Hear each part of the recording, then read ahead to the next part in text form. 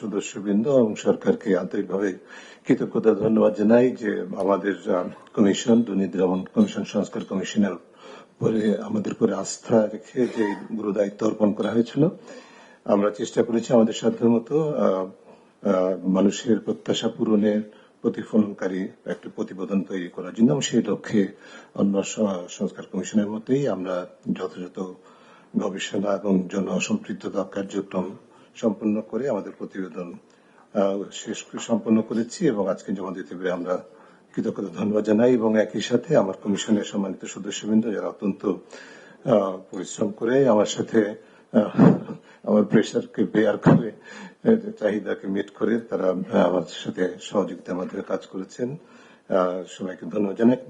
মন্ত্রিপরিষদ সচিবালয় থেকে আমরা পর্যাপ্ত সহযোগিতা পেয়েছি, যখন যেভাবে চেয়েছি সেটা পেয়েছি, তাদেরকে ধন্যবাদ জানাই। আমি খুব সংক্ষেপে আমাদের যে প্রতিবেদনটি সেখানে 47টি মোট সুপারিশ আছে, সেগুলোর মধ্যে থেকে উল্লেখযোগ্য কয়েকটি বিষয় যেগুলো মোটা দাগে স্ট্র্যাটেজিক বা কৌশলগত, সেগুলোর উপরে আমরা গুরুত্ব দিয়ে কয়েকটি বিষয় উত্থাপন করছি সংক্ষেপে। প্রথমে হচ্ছে যে আমরা যে বিষয়টি দেখেছি সেটা হচ্ছে যে দুর্নীতি দমন কমিশনের মতো প্রতিষ্ঠান কোন দেশে একক মতো বাংলাদেশেও এককভাবে দুর্নীতি নিয়ন্ত্রণ করতে পারে না। তার উপরে কেন্দ্রীয় দায়িত্ব দুর্নীতি নিয়ন্ত্রণের, কিন্তু তার জন্য একটা উপযোগী রাষ্ট্রীয় এবং সামাজিক পরিবেশ লাগে। পুরো রাষ্ট্র এবং সমাজকে সম্পৃক্ত করতে হয় দুর্নীতিবিধি অবকাঠামোতে। সেই বিবেচনায় আমরা প্রাথমিকভাবে বেশ কিছু গুরুত্বপূর্ণ প্রস্তাবনা করেছি আমাদের দেশের অভিজ্ঞতা বৈশ্বিক চর্চার উপর নির্ভর করে। তার মধ্যে অন্যতম হচ্ছে যে আমরা আমাদের সংবিধানের 20(2) অনুচ্ছেদ যেটি আছে সেটাকে সংশোধন করতে চাই।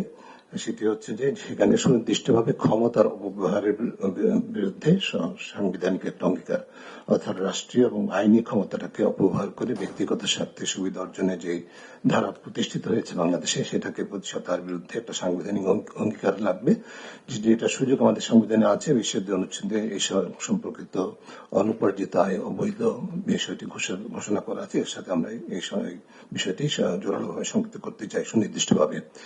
দ্বিতীয় যেটি, সেটি হচ্ছে আমাদের বাংলাদেশে কোনো জাতীয় দুর্নীতি বিরোধী কৌশল নাই, কোনো নীতিমালা নাই। আমরা প্রস্তাব করছি, জোরালোভাবে সুপারিশ করছি যে একটি কৌশল প্রণয়ন করতে হবে, যার মধ্যে এই যে রাষ্ট্রীয় এবং সামাজিক কাঠামোকে শুধু দুর্নীতি বিরোধী শুধু প্রত্যয় না, সক্ষমতা বৃদ্ধির জন্য যে অঙ্গীকারগুলো দরকার, দায়িত্ব এবং কর্তব্য, সেটি নির্ধারণ করা, বিশেষ করে সকল রাষ্ট্রীয় এবং অরাষ্ট্রীয় প্রতিষ্ঠান এবং ক্ষেত্রে সেটির জন্য প্রযোজ্য হবে। এবং এই কৌশলটি প্রতিপালিত হচ্ছে কিনা সেটি পরিবীক্ষণ, পর্যবেক্ষণ, মূল্যায়নের জন্য আমরা প্রস্তাব করেছি সংবিধানের 77 অনুচ্ছেদের সাথে সামঞ্জস্যপূর্ণভাবে ন্যায়পাল একটা কার্যালয় প্রতিষ্ঠা করা, যার দায়িত্ব হবে এই কৌশলের বাস্তবায়নের পরিবীক্ষণের বা প্রতিপালনের মূল্যায়ন করা ধারাবাহিকভাবে, নিয়মিতভাবে। এরপরে যে বিষয়টি আমরা জোরালোভাবে সুপারিশ করেছি সেটি হচ্ছে যে বই দেওয়ার সাথে অসামঞ্জস্যপূর্ণ সম্পদ, অর্থাৎ সাধারণত যেটি বলা হয় কালো টাকা বৈধতা দেওয়ার যে বাৎসরিক রীতি আমাদের রাষ্ট্রীয় বা সরকারি ভাবে প্রতিষ্ঠিত করা হয়েছে বাংলাদেশে, সেটি চিরতরে বন্ধ করতে হবে। এরপরে রাষ্ট্রীয় এবং আইনি ক্ষমতার অপব্যবহারের অন্যতম যে আইনি সক্ষমতার ঘাটতি বাংলাদেশে, সেটা হচ্ছে যে আমাদের দেশে কোনো স্বার্থের দ্বন্দ্ব নিরসন প্রতিকার আইন নাই। আমাদের এই ধরনের একটা আইন প্রণয়ন করতে হবে, যার মাধ্যমে ব্যক্তিগত পরিচয় বা সম্পৃক্ততার দ্বারা প্রভাবিত হয়ে যে রাষ্ট্রীয় ক্ষমতা বা সরকারি ক্ষমতার অপব্যবহারের সুযোগ নেওয়া হয়, সেটাকে রহিত করা যাবে এবং নিয়ন্ত্রণ করা যাবে। এরপরে একটি গুরুত্বপূর্ণ খাত যে বিষয়, সেটি যেটি সম্প্রতি বিশেষভাবে আলোচিত হয়েছে, আমরা দীর্ঘদিন পর্যবেক্ষণ করেছি আমাদের দেশে যে বড় ধরনের দুর্নীতি হয়, অর্থ পাচার হয়, লুণ্ঠন হয়। বিশেষ করে অর্থ পাচার, যে আলোচিত অর্থ পাচারের ঘটনাগুলো, সেটি যে মাধ্যমে হয়েছে সেটা হচ্ছে যে বেনামী কোম্পানি বা প্রতিষ্ঠানের বেনামী মালিকানা। এই বিষয়টিকে প্রতিহত করার জন্য আমরা বিভিন্ন দেশের চর্চার সাথে সামঞ্জস্য রেখে আমাদের দেশে সকল প্রকার কোম্পানি, ট্রাস্ট এবং ফাউন্ডেশন বা এই জাতীয় প্রতিষ্ঠানের প্রকৃত মালিকানা, চূড়ান্ত মালিকানা তথ্য প্রকাশযোগ্য এবং একটি রেজিস্টার হবে, সেই রেজিস্টারে পাবলিকলি অ্যাক্সেসেবল হবে, এরকম একটি আইন এবং রেজিস্টার প্রণয়নের আমরা পরামর্শ সুপারিশ দিচ্ছি। আমার পার্শ্ববর্তী কমিশন, নির্বাচন কমিশনের যে প্রস্তাবনা, নির্বাচন সংস্কার কমিশনের প্রস্তাবনার সাথে সামঞ্জস্যপূর্ণ কিছুটা সাংবিধানিক সংস্কার কমিশনের সাথেও, সেটি হচ্ছে আমরা রাজনৈতিক এবং নির্বাচনী অর্থায়নে স্বচ্ছতা এবং জবাবদিহিতা নিশ্চিত করতে চাই এবং সেই লক্ষ্যে নিশ্চিত করা হোক সেই লক্ষ্যে কতগুলো সুনির্দিষ্ট পরামর্শ আমরা উপস্থাপন করেছি। আমি বিস্তারিত যাচ্ছি না।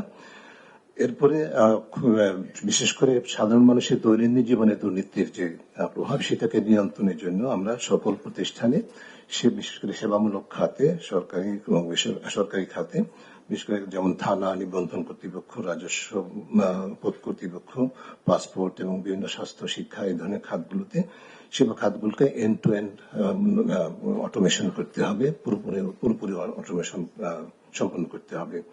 কিছু কিছু বিষয় আছে যার মধ্যে আমি বিস্তারিত না গিয়ে আরো কয়েকটি আন্তর্জাতিক উদ্যোগের সাথে আমাদের সম্পৃক্ততার বিষয় বলছি, যেমন common reporting standard, open government partnership এবং বেসরকারি খাতে অবৈধ লেনদেন আইনিভাবে নিষিদ্ধ করার বিষয়টি বা অপরাধ হিসেবে চিহ্নিত করার বিষয়গুলি জাতিসংঘের আন্তর্জাতিক দুর্নীতি বিরোধী কনভেনশনের সাথে আমাদের সদস্য রাষ্ট্র হিসাবে আমাদের বাধ্যবাধকতা আছে সেগুলো।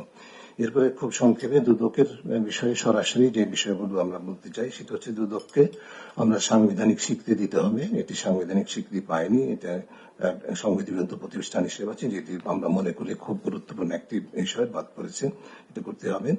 একজন নারী সদস্য সহ কমিশনের সদস্য সংখ্যা কমপক্ষে 5 জন, কমপক্ষে একজন নারী সহ মোট সদস্য 5 জন হতে হবে, যার মধ্যে বিভিন্ন সংশ্লিষ্ট পেশার বা প্রতিনিধিত্ব নিশ্চিত করার জন্য আমরা সেখানে আমাদের কমিশন নিয়োগের ক্ষেত্রে বেশ কিছু সুনির্দিষ্ট প্রক্রিয়া এবং পদ্ধতি এবং মানদণ্ড নির্ধারণ করেছি। এর পাশাপাশি কমিশনে যে আমরা একটা স্বাধীন নিরপেক্ষ কমিশন চাই, কিন্তু কোনো স্বাধীনতাই সীমাহীন নয়। এই কমিশনের স্বাধীন চর্চার পাশাপাশি জবাবদিহিতার বিষয়টা আমরা উপেক্ষিত ছিল। শুধুমাত্র রাষ্ট্রপতির কাছে একটা প্রতিবেদন দেওয়া হয়, যেটি যথেষ্ট নয়। আমরা জনগণের কাছে জবাবদিহির জন্য একটা প্রক্রিয়া পরামর্শ দিয়েছি। আমার সময় শেষ, নিতে বুঝতে পারছি। সেই প্রক্রিয়াটি সম্পর্কে আমরা সুনির্দিষ্ট পরিকল্পনা এবং যেটা স্ট্যান্ডার্ড অপারেটিং প্রসিডিওর সেগুলো নির্ধারণ সাপেক্ষে এটা নিশ্চিত করা হবে, সেই পরামর্শ দিয়েছি। আর একটি বিষয় বলে শেষ করব, দুদকের যে অকার্যকরতার পিছনে অন্যতম যে কারণগুলো ছিল তার মধ্যে হচ্ছে দুদকের অভ্যন্তরে অনিয়ম দুর্নীতি আছে, অনাচার আছে। সেটি প্রতিষ্ঠা হচ্ছে বিভিন্ন কারণে, রাজনৈতিক প্রভাব, আমলাতান্ত্রিক প্রভাবের কারণে বিভিন্নভাবে, এবং পেশাগত বৈষম্য আছে দুদকে। এই বিষয়গুলো নিয়ন্ত্রণ করার জন্য আমরা সুনির্দিষ্ট বেশ কিছু পরিকল্পনা প্রস্তাবনা করেছি, যার মধ্যে অন্যতম হচ্ছে দুদকের যারা বর্তমান কর্মীদের মধ্যে যাদের বিরুদ্ধে দুর্নীতির অভিযোগ আছে, অনাচারের অভিযোগ আছে, তাদেরকে একটা বিশেষ উচ্চ ক্ষমতা সম্পন্ন টাস্কফোর্সের মাধ্যমে তাদেরকে অপসারণ করতে হবে, জবাবদিহির আওতায় আনতে হবে বিচারিক প্রক্রিয়ার মাধ্যমে। পাশাপাশি দুদকের আমরা এমন একটা প্রতিষ্ঠান চাই যার মধ্যে যারা কর্মী হিসাবে থাকবেন সকল পর্যায়ে তাদের এক ধরনের সেন্স অফ ওনারশিপ থাকবে, প্রাইড থাকবে যে তারা রাষ্ট্রীয় গুরুত্বপূর্ণ একটা প্রতিষ্ঠানে কাজ করছে।